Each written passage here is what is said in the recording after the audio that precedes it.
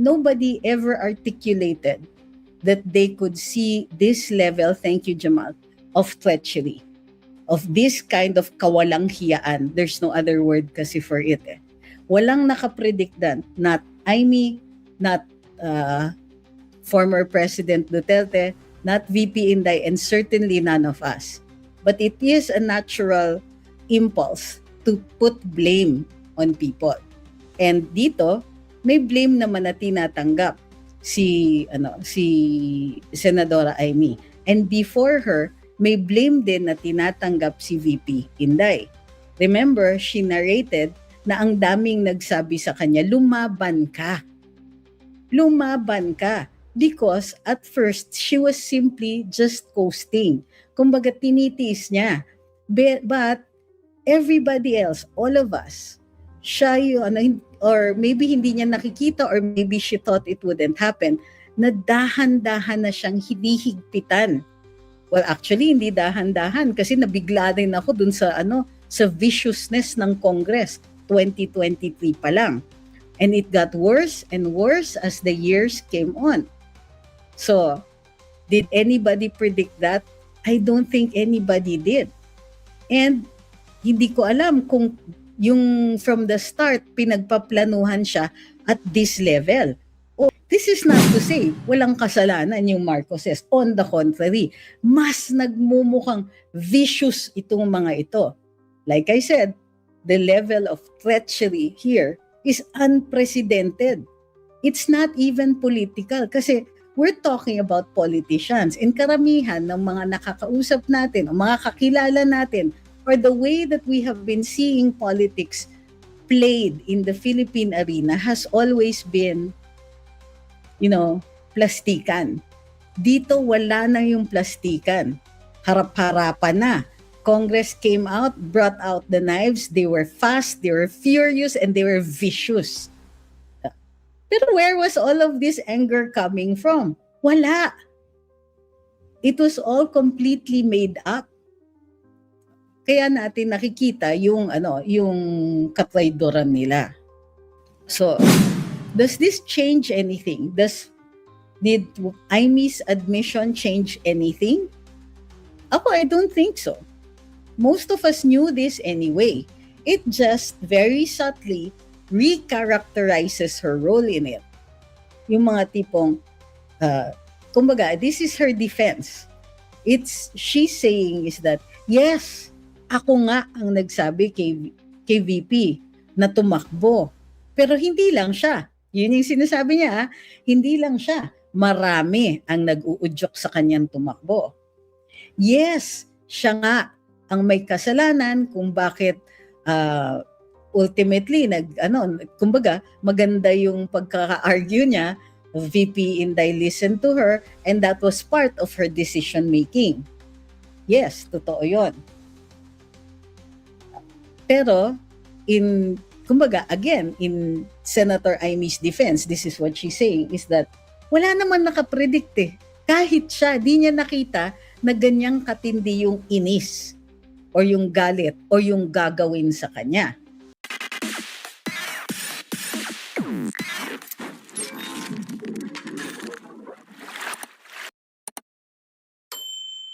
Ngayong araw na ito, pag-usapan po natin yung admission ni Senadora Amy Marcos. Maraming nagtanong na sa atin in the past few days what I think about it. So para dun sa hindi pa nakaka-catch nito, i-play natin ngayon para we all know what we're talking about. Para dun sa mga nanonood sa TikTok, mapapakinggan nyo lang po, hindi nyo makikita dito sa screen. Ngunit maraming salamat for continuing to monitor. You can check out the blue, red, and green apps kung gusto ninyong mapanood. So, umpisahan na po natin. Okay. Hingi rin siguro ako ng tawad dapat sa mga Duterte, higit sa lahat sa VP natin. Kay Inday Sara. Hinahamak ko siya Talagang naiisip ko na guilty ako. Sana nananahimik sa Davao yun. Mayor siya, walang kalaban-laban, walang hassle, walang gulo. Si Presidente, si Tatay Digong, nandito sana sa piling natin. Ang dami kong pagsisisi. Pero sa totoo lang, naisip ko rin, at nung kinakausap ko pa si VP noon, nung 2021, wala siyang kabalak-balak tumakbo para sa national. Nakarehistro na nga siya para mayor. Sinabi ko sa kanya unang-una, hindi mo dapat biguin ang napakarami na sumusuporta sa'yo. Apakadami namin na tinutulak ka, na ikaw ang inaasahan, na ituloy ang pagbabago na sinimulan ng ama mo. You can't disappoint us. Maraming umaasa. Ikaw lang yung tanging pag-asa ng nakararami. Ikalawa, hindi tayo sigurado kung anong mangyayari. Tignan mo yung pamilya ko, di mo naman iisipin na darating ang araw na uupakan kayo, yuyurakan ng pangalan. Talagang aping-ape ang pamilya. Ganyan ang politika, brutal. Ngayon, nag-uusap kami. Sabi nga niya, pag nayayamot, sasabihin sa akin, kasalanan mo to dinamay-damay mo pa ako Sabi ko talaga, dinamay kita para hindi ko naman akalain magkakaganito. Higit sa lahat, isipin natin, kung mayor ka lang, ano kaya ang gagawin sa iyo? Anong gagawin sa syudad mo, sa Davao, sa buong Mindanao at Mindanawan? Mabuti nga, VP ka, kahit papano, number 2 sa buong bansa. May paninindigan, may tatayuan. At least, kahit papano, kahit inaape, kahit ini-impeach, VP ka pa rin. Nasa posisyon kang tumulong sa iba at ipaglaban kaming lahat.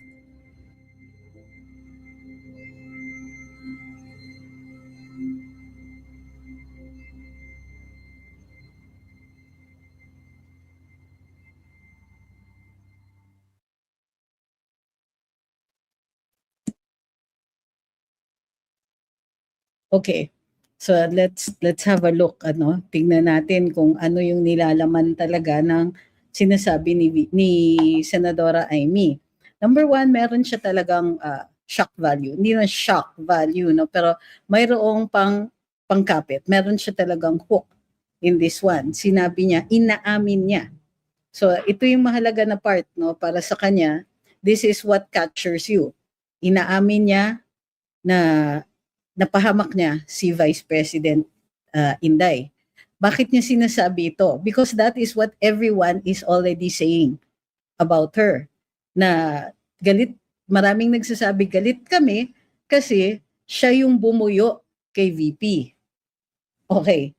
So aminado siya. Yes, totoo yun. Siya yung nag-request kay VP na tumakbo siya at tumakbo siya for whatever position. To be fair, sinasabi talaga na it was really VP's choice to run for the vice presidency and not for the presidency. Okay? Ano naman ang depensa ni Senadora Amy? So aminado na yan. That's off the table. Kumbaga, she's not making excuses for herself. So, eto naman, after that, she says, to be fair nga, marami naman na may gusto, maraming umuudyok. A lot of people, us included, sinasabi natin, yes, tumakbo ka para may continuity, para Duterte pa rin. It was the best guarantee. Yung pag-andun si VP Inday, for us, we thought it was a guarantee that the continuity of the Duterte trademark governance ay maitutuloy. So, nag-promise si BBM, pero andyan si VP Inday. And throughout the campaign, alam natin, nakikita natin that as far as we could see, magkaibigan naman silang lahat. Number 2, walang nakapredict, walang nag-isip man lang na uupakan in Senator Amy's words, na uupakan ng pamilya niya ang mga Duterte. Nobody had any inkling that that was what was going to happen. Next, sinasabi din, well, the good part about it is at least VP siya. Kasi kung natuloy nga na inupakan sila at mayor si VP Inday, then it might have been a lot worse.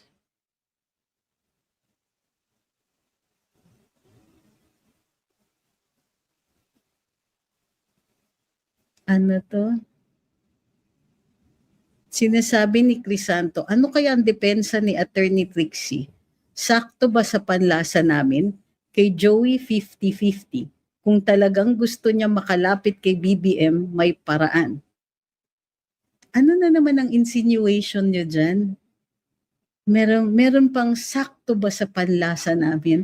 Sa totoo lang, I give my opinion, then that's really up to you kung tatangkilikin nyo o hindi.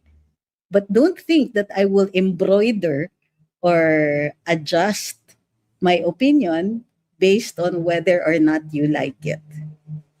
I'll give it based on what I see, facts and law if it is necessary, and logic. Oh, yes, and evidence. So, don't think na kaya mong magmaldita dito and expect that I will tailor whatever it is I'm going to say based on whether or not you will like it or get angry at me. The fact of the matter is, I couldn't give a flying F, but I would like to, to impart it anyway. All right. So, yun yung mga sinasabi ni Amy. What we can see is that this was a studied argument. Inaral ito, pinaghandaan. And a lot of what she says here, we have already said dito sa Luminous for months, even ever since sumabog na nga at naging issue at umalis na si VP Inday sa administrasyon. We had always been saying, well, number one, there's no such thing as nabuyo si VP Inday. Ultimately, she makes her own decisions. And for those who know who she is or what she is like, then you will understand that she has her own mind and she will make it up on her own. She will listen. And she will listen to as many opinions as she could possibly respect. But in the end, it is her decision. Kahit sabihin pa natin na nambubuyo si Senadora Amy, in the end, it was VP Inday who made that decision. Next, I agree na she's in a better position as Vice President to resist itong upak nga ng mga Marcos. At mayroon siyang laban. As mayor, we won't be sure just how strong that position will be. Especially when you're up against a government, a national government that can control so many things. Third, that was the second. Nobody, not even Amy, according to her, imagined that this level of, how do you call this? Traitorism. Walang nakapredict. Not even President Duterte, ha? However, he did tell VP Inday, pinamigay mo. And I remember this because I'm not sure where he said it, but he said it at a public forum. Ang sabi niya kay VP, ipinamigay mo ng buong buo yung power mo. So, VP did not negotiate cabinet positions for her own people.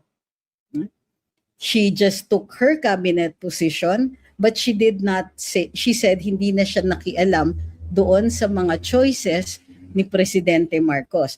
But she was given that. Next, she could have negotiated even more, not just cabinet positions, but other aspects of power to have gotten even a better position than simply the Department of Education. So, yun yung ni PRD. Nobody ever articulated that they could see this level, thank you Jamal, of treachery, of this kind of kawalang hiyaan. There's no other word kasi for it. Walang nakapredict dan, not Amy, not former President Duterte, not VP Inday, and certainly none of us. But it is a natural impulse to put blame on people.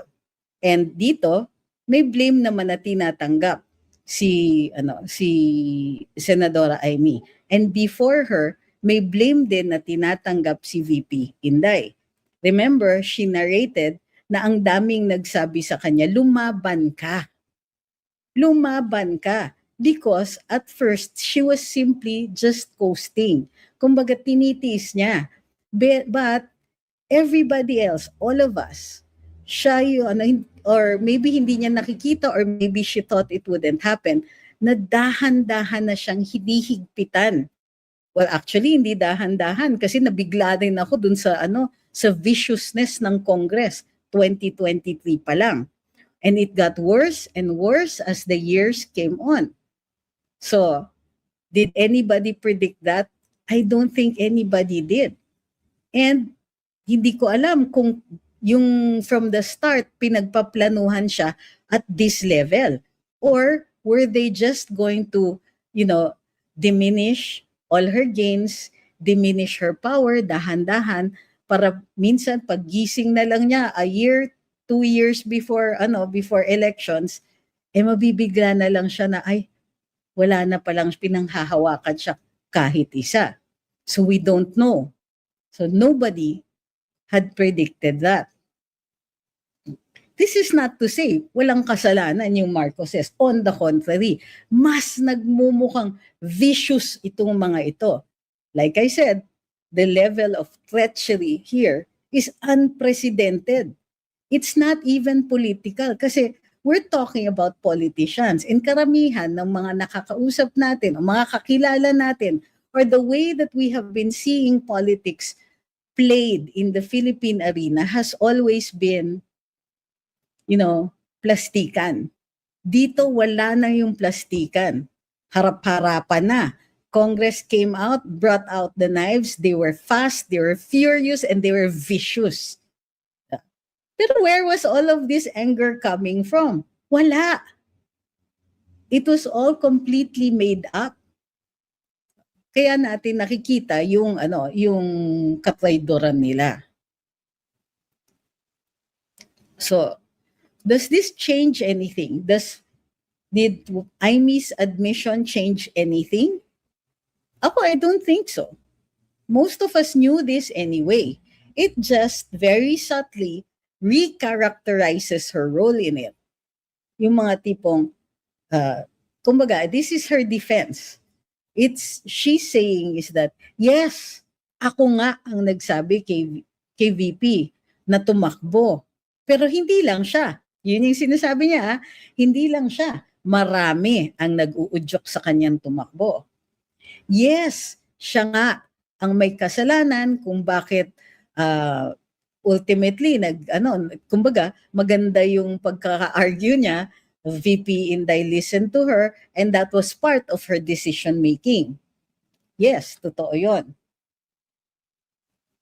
Pero kumbaga again in Senator Imy's defense, this is what she's saying is that wala naman nakapredict eh. Kahit siya, di niya nakita na ganyang katindi yung inis or yung galit o yung gagawin sa kanya. And on the kumbaga, ang silver lining dyan, at least VP siya. It's not that easy to get rid of her. She does hold some kind of power. And in a national position, mas nakikita natin siya. Kung Davao mayor siya, those of us who are outside of Davao might not be aware or fully aware kung ano ang ginagawa sa kanya kung nangyari ito ng mayor siya.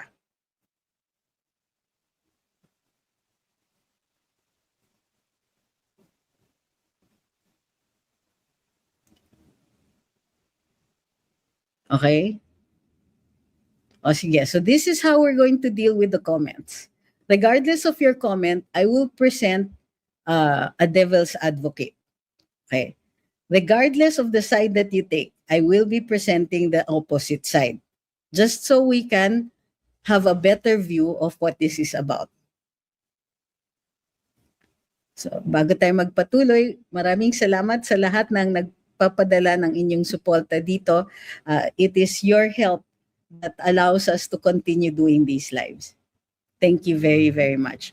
TikTokers, as usual, complete yung gift goal, then nag-extend tayong matagal-tagal. There's almost always a 5-minute extension. Talagang mas matagal ang TikTok.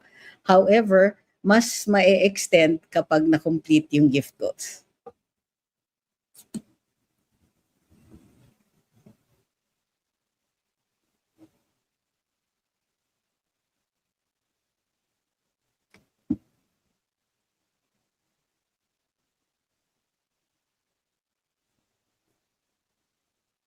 Okay? Let's start. Wala pa masyadong comments dito. Sa TikTok. But thank you for everyone who has been sending their support. Ryan Chris, kay Jobs, kay Raquel, Melody, JMK. Meron pa ako na-miss? Yes, Grandma. Thank you very much, Sir Art. Okay. Let's keep let's keep the questions and the comments on point. Let's put this on point. Yugin says, Happy April Fool's Day, Aimee. To be fair, she did not bring this out on April Fool's. This was 2 or 3 days ago. So, medyo out of point yan. Sa interview niyo, teka, mamaya na, sabi ko on point eh. Sabi ni Harry Hai, drama na naman tong Marcos, na-trauma na mga tao sa mga angkan ng Marcos. Drama na naman. Bakit na naman? Bakit drama na naman? I mean, ako, to be fair, gusto ko yung approach ni Aimee, because hindi siya hard sell, but tama kayo, I prefer to look at what she's saying rather than the manner that she's saying it. Sabi ni Lenny Munoz, sana po totoo sa puso niya mga sinasabi niya. But what is she saying? She's admitting, but she's also providing defenses.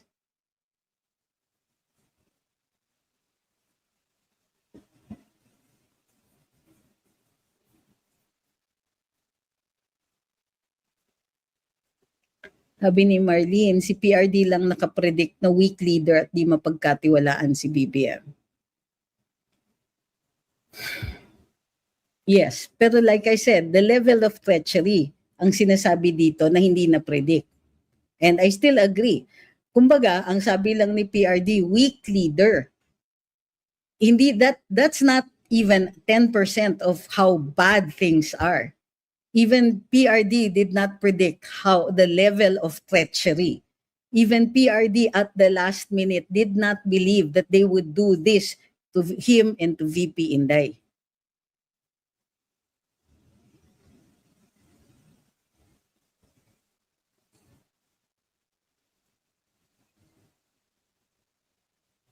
Sabi ni Together's Club, sa totoo lang mas madami pang nagawa si Sen Aimee for the Duterte sa nangyari compared sa mga dati pang Duterte-aligned senators. Wala akong sagot dyan. Because objectively speaking, totoo naman. Compare mo sa mga kay Senator Bongo, my apologies to his followers here. Even Senator Bato, Senator Robin and all that. Although, close second, tingin ko Senator Robin at Senator Bato. Sa totoo lang.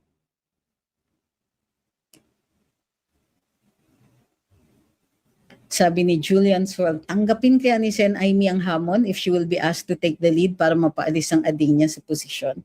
Well, look what she has done already. Number 1, she had the Senate hearing. Number 2, siya na po yung nag-announce at in-identify niya na na user ng illicit substances yung kapatid niya. Binulgar niya yung lifestyle nila. Tapos ito ngayon, na sinasabi niya na hindi na-predict nga yung treachery, yung upak, which I think is reasonably strong language.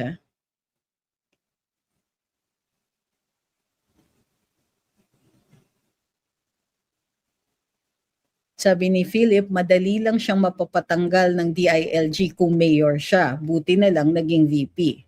Correct. Kasi ang VP impeachable. Tama. Beige says, sa sobrang takot ata nila lahat, kapatid ni VP Sara, puro harassment na ginagawa. Sino yung takot? Sabi ni CTM, Lisa Marcos is vindictive. She remembers who said something bad about them and she acts on it. I think this is believable. I would say that this is a credible statement. C says, aware po ba kayo sa nangyayari at this time sa house ni Kong Pulong sa Davao? Wala po akong balita. Do you want to change the topic?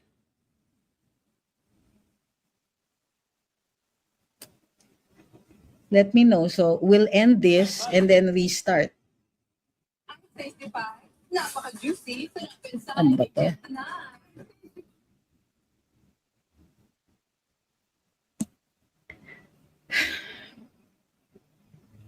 Sabi ni Kambal TV, I think Sen Aimee was really truthful. Kudos to her.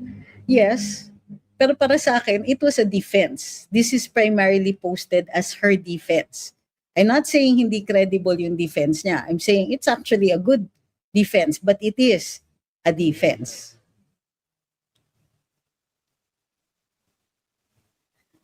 Okay, o sige, ganito. Ang daming nagtatanong, aware ba ako sa nangyayari sa bahay ni Kong Pulong?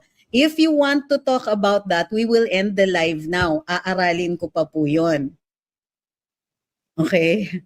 So please let me know. And this is one of those reasons why hindi ko na gusto talaga mag-live. Magka-countdown na rin po tayo dito sa mga live natin because it's not going to be possible anymore for me to be able to do this. Kasi nga, baka gusto ninyo yung mabilisan talaga na magre-respond ako to a particular issue which I have not prepared for. So, do let me know in the comment section if we will end this live na now. Okay? Kasi hindi ko po magagawa yung gusto ninyong gawin ko na mag-live ako about that kasi hindi ko pa nga po alam.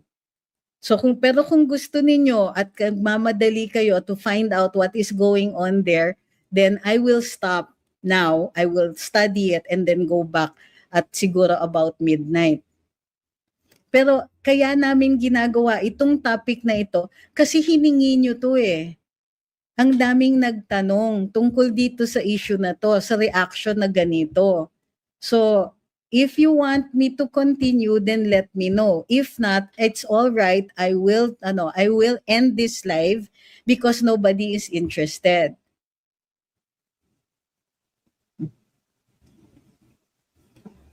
So, the request earlier on is let's stick to the topic first. We will deal with other topics later on. We just need a modicum of discipline sa mga ganito because hindi po madali ang live. Lalong-lalo na the way that we are doing it, hindi po ganito kadali, hindi po talaga madali. Alam ko na nasanay kayo na kaya kong sagutin halos anong katanungan ninyo. Ito ay dahil kasi nga nasa media ako at naaaral ko yung mga issues. Pero hindi po lahat ng mga vloggers magagawa nila yung ganito. So, alam ko na sanay kayo. Pero at some point, nakakapagod din po.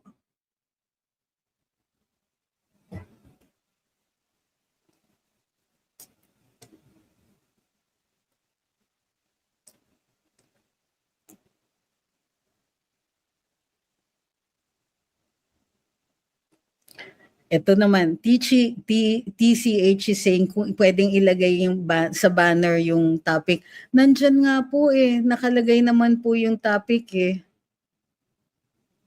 In fact, sumusunod naman ako dito sa mga instructions sa TikTok eh. So nilalagay ko yung title, nilalagay ko naman lahat.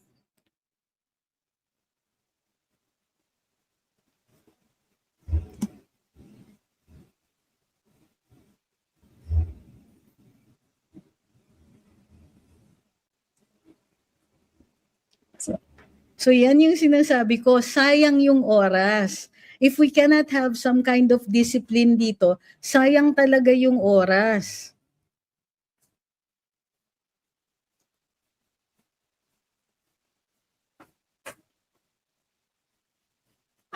Sabi ni Ma'am Tina, grabe how Amy is paying for the sins of her family.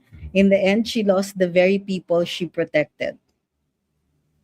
Yeah, lost talaga. Pero I wonder if really Amy is different from the rest of her family. Tingin ko, iba talaga siya sa kanyang pamilya. And to a certain extent, she really is more like her father than the rest. Everybody else seems to take after the mother who enjoyed, kumbaga, the power, but really were not prepared for it. Sabi ni Lenlen, hard to trust Marcos, same feathers flock together. Hindi ba same birds? Birds of the same feather. So, yung trust, sa inyo na po yun. So, kumbaga, para sa akin, meron naman nagawa yung isang to, but it's really up to you whether or not you're going to trust these people.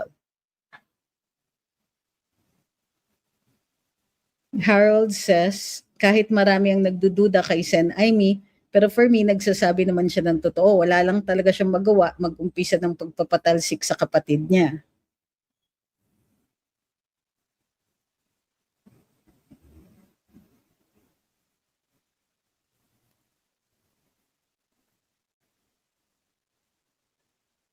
Ikaw ba si Boy Commission says, ay, long time watcher. Sabi ni Ma'am Melody, we just have to trust and support VP all the way. Well, that's good perspective. Regardless, yung debate about whether or not to trust Aimee is really beside the point. Tama si Ma'am Melody. Ang point is, VP Sara, we have to put her in as president because it's the only way for us to be able to get out of this hole that the Marcoses dug for us. Minsan nga iniisip ko, it's not a hole eh.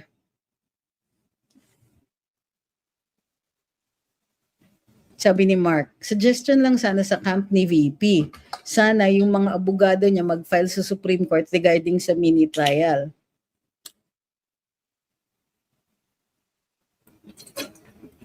Abs.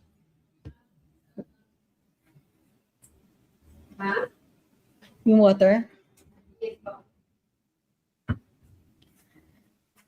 Suggestion sana sa camp ni VP, sana yung mga abogado niya mag-file sa Supreme Court regarding sa mga mini trial.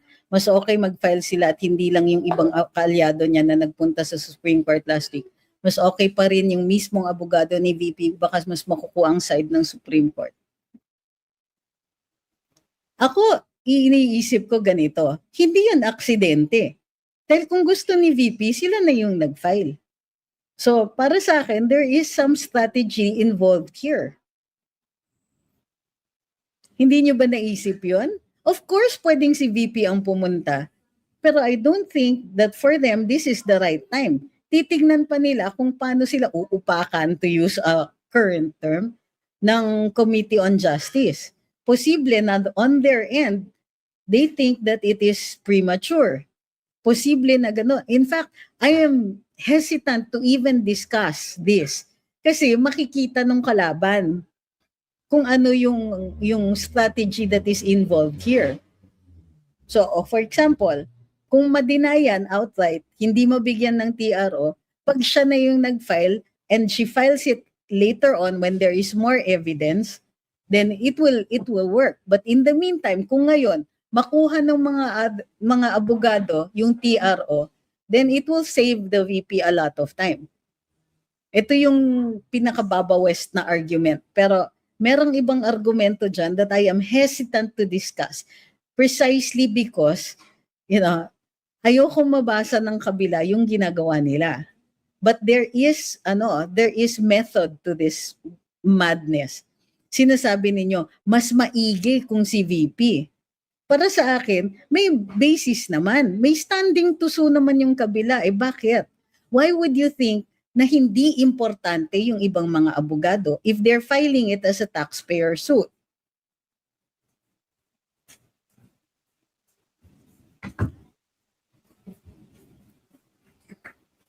Sabi ni Shai, gaano man ka-treacherous mga kalaban ni VP, lumalabas naman ang tunay na anyo ng mga politikong nag-aanyong magseserbisyo, pero magnanakaw pala ever since. Karamihan sa kanila ay tumandang ang hanap buhay ay magstay sa kapangyarihan at pagnasahan ang kaban ng bayan.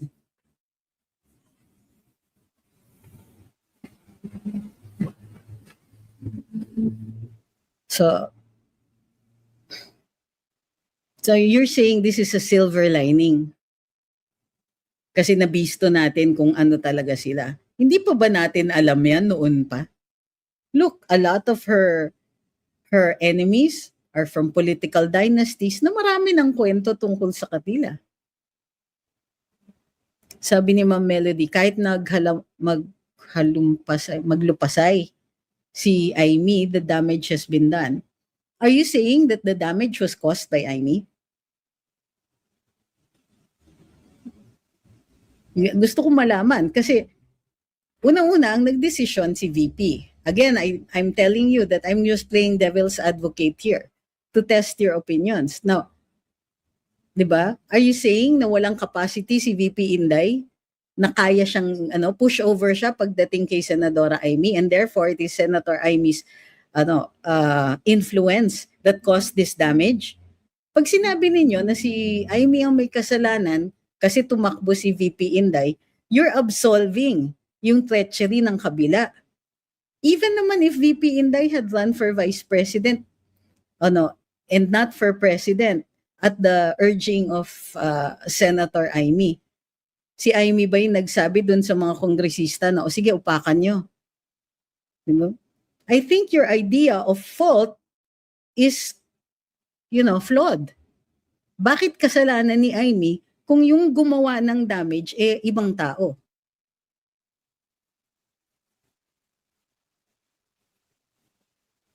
Sabi ni Pab, I believe we can all agree that this current Marcos admin is far. You can add more fars.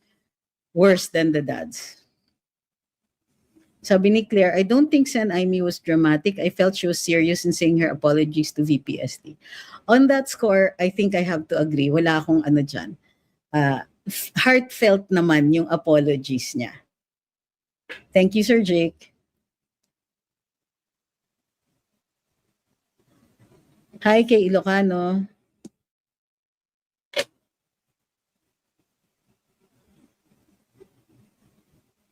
Sinong kausap mo, Marvin Concepcion? Ako strongly suggest na if you're trying to be cute, name names. Sabi ni Elias, I think admission to a certain degree on Senator Aimee is a good gesture. In fairness to her, she's making up already by what she's doing, supporting Inday all the way.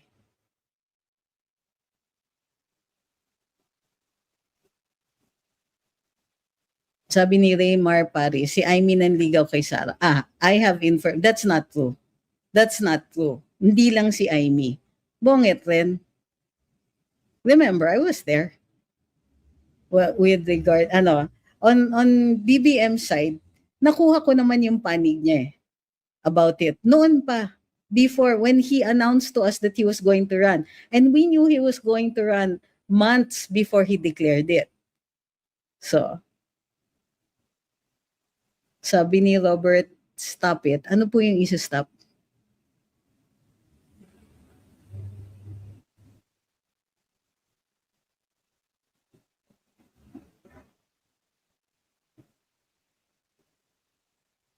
Sabi ni Doysters, Attorney, Senator Aimee didn't say if she was stopped by BBM and Martin to approach and convince then Mayor Inday, or if she volunteered. I think may difference knowing what she knows about BBM. She was not tapped. Okay, that much I know. When she talked to VP, it was on her own. Iba yun. BBM manifested that he was going to run and he wanted to run with VP Inday. Being the candidate, siya yung dapat humiling. Pero humiling din si Aimee for different reasons. Thank you, Ma'am Nancy. Sabi ni Pepito, for me, I still trust Aimee, and Sen Aimee will be very helpful if Sara becomes president. She'll stay in the Senate. I agree.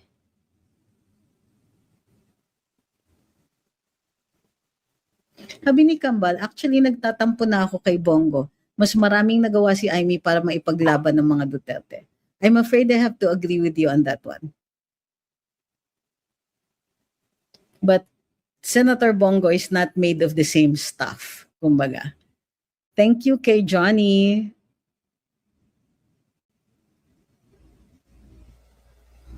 Sabi ni Ma'am Melody, got it na po. What I'm trying to say po, kahit ano pang gawin ni Sen Amy, BBM will not change po. Oh, you mean no matter what she says to BBM, hindi siya magbabago? Kasi ang pinag-uusapan natin dito, yung post ni Senadora Amy. Thank you kay your tita. Thank you, Sir Johnny. Sabi ni Tej, sa tingin mo sincere si Amy kay VP? Ako yung nagtatanong sa inyo.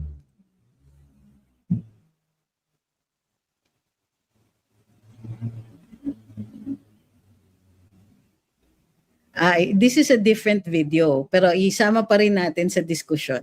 Sabi ni Sir Alex, sa press con ni Auntie Claire, she was asked to comment about Sen Amy's hindi nabantayan si Bongbong remarks.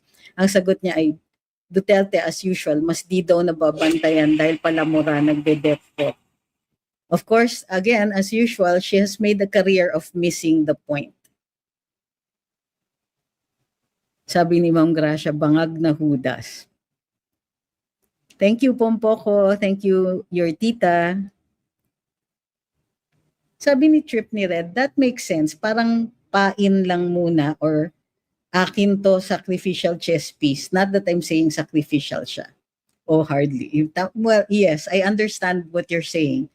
Mas subtle kang magsalita. Sabi ni Robert, I think Sen Amy was intent on clearing the Marcos name but now realized it backfired and is now really sorry. That's why she asked BBM na umuwi na. Well, thank you for that reminder. I actually forgot that part. Yung lika na ading, di ba? Uwi na tayo. Yung statement na yon, sincere yon. That much I know. Yung statement niya na uwi na tayo. Some time ago, after BBM lost the vice presidency, and I remember this I asked Senator Amy what was her relationship with Senator Bongbong pang tawag ko noon Sabi niya, na yun nga, when they went into exile, inalagaan niya yan. But, and this came out in the movie later on, kaya nagulat ako, na she talked daw to Senator Bongbong before she left at sinabi niya, I can't take care of you anymore. Parang ganoon. She had to step up because her father was sick, her mother could not be counted on because syempre busy sa tatay, they were in exile. So, but even before that, she did look out for him. So, para sa akin, yun, nag-resonate sa akin yun. Alam ko na totoo yung part na yun, na ading uwi na tayo.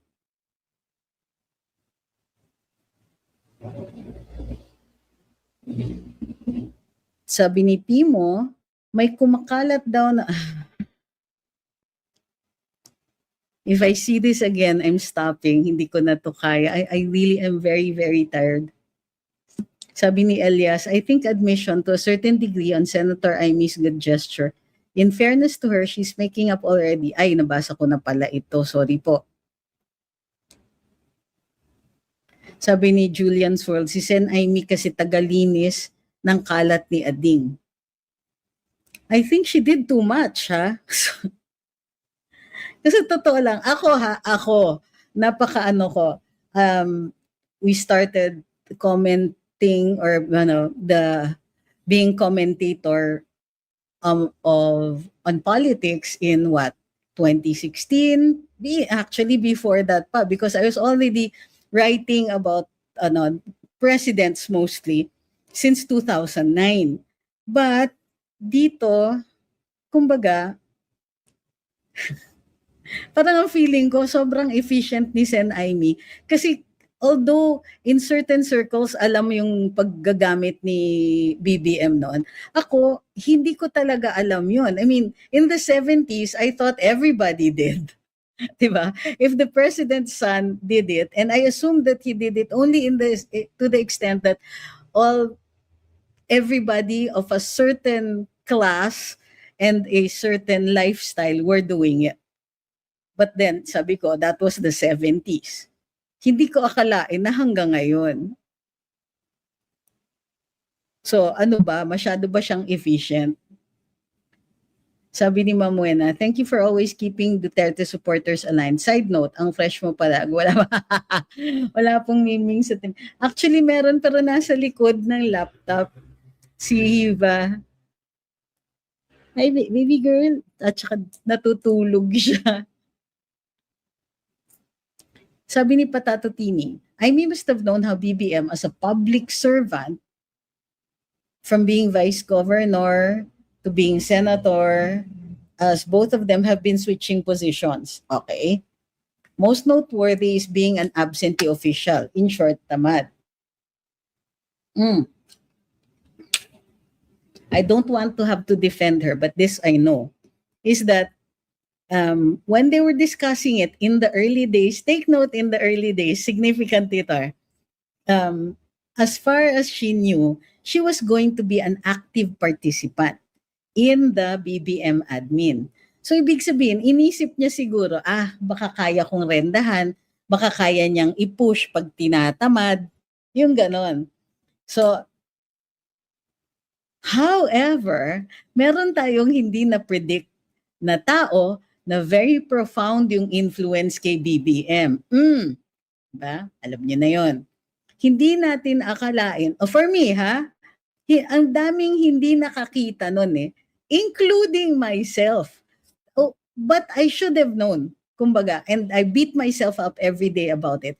I should have known that this person with this kind of influence on BBM, na pati si Amy, and I saw this myself, she was not allowed in the palace on certain, for a certain time. Hindi ako nagbibiro. And as far as I knew, ewan ko kung nilabas ni Amy ito, hindi nga siya dapat imbitado sa inauguration. Okay? So, yung factor na yon, malaking bagay yon. Maraming hindi nakakita niyan. Even the closest observers. And as far as I knew, and this is my personal observation, what I knew was that Amy was going to be a significant part of the BBM admin. Pero maaga pa lang, sumara na kaagad yung gates. Campaign pa lang.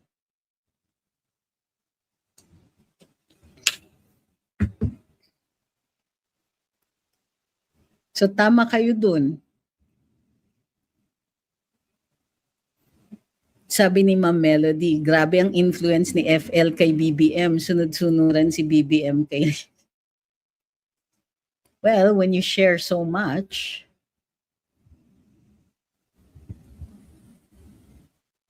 Sabi ni Wake-Up, I think I'm sincere.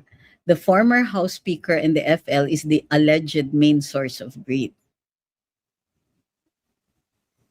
Very, very close to the truth. Hi kay Jepson. Eljun says, but why did not tell us or to VP Sara na addict pala si BBM? Why did she not tell us? Ay, hindi talaga tayo sasabihan. Sa tingin ninyo, nasa kasagsagan kayo ng eleksyon, siya maglalabas nun? Suicidal yun. Kumbaga, walang intention to tell the public, of course, because that means tapos na yung eleksyon. Okay, that's number one. Number two, hindi ko alam. Tama ka dyan. Bakit hindi niya sinabi kay VP Sara? We don't know na hindi niya sinabi, but I think we can safely assume that. Ang ina-assume ko na hindi alam ni VP Sara, hindi sinabi yan ni Senadora Amy. And you're right on that one. That goes against her. Tama ka dyan. Sana hindi tayo magkaganito at aware tayo kay BBM na addictus pala. But hindi talaga tayo sasabihan. Sure yan. Whether it was Amy. But take note hindi lang si Amy ang nakakaalam. Don't think na siya lang ang nakakaalam. Maraming may alam. His friends knew, family knew, a lot of other people knew, people na nakakasalamuhan nila, they knew.